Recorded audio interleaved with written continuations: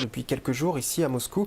Il a au passage, donc vous l'avez dit, rencontré l'ensemble de ses nouveaux ministres ainsi que les directeurs des différentes agences fédérales. Mikhail Mishustin, qui avait remis sa démission ainsi que celle de son gouvernement le jour de l'investiture de Vladimir Poutine, c'était le 7 mai dernier, a donc été reconduit au poste de Premier ministre, mais ça on le sait déjà depuis le milieu de la semaine dernière, et ensemble avec Vladimir Poutine, ils ont donc planché sur la composition de ce gouvernement. Alors quelques têtes déjà connues, en effet, Sergueï Lavrov par exemple conserve son portefeuille du ministère des Affaires étrangères.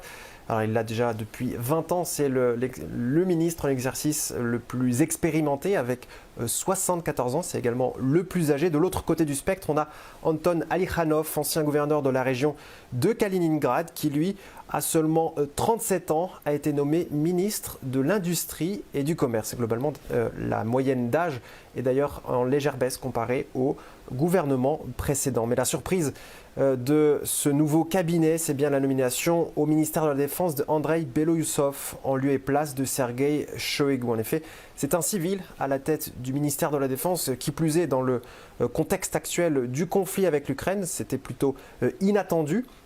Mais avec son profil d'économiste et de spécialiste du complexe militaro-industriel, il sera en charge de mieux gérer, d'optimiser la dépense militaire, mais aussi de développer l'innovation dans ce secteur. Et c'est son expérience dans ce domaine qui a primé au moment de choisir ce profil. Sergueï Shoigu, pour sa part, dans ce jeu de chaises musicales, deviendra secrétaire du Conseil de sécurité de la Fédération de Russie, en lieu et place de Nikolai Patrushev, qui lui se retrouve conseiller du président de la Fédération aussi, donc conseiller de Vladimir Poutine.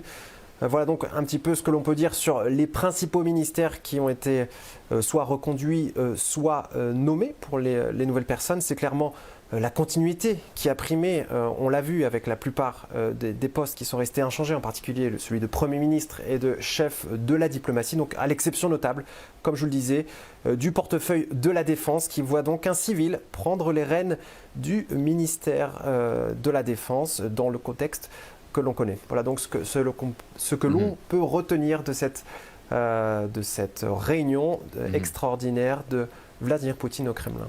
Merci à vous, Antoine Clairaut, pour ce point complet concernant ce remaniement au sein du gouvernement russe. Merci à vous.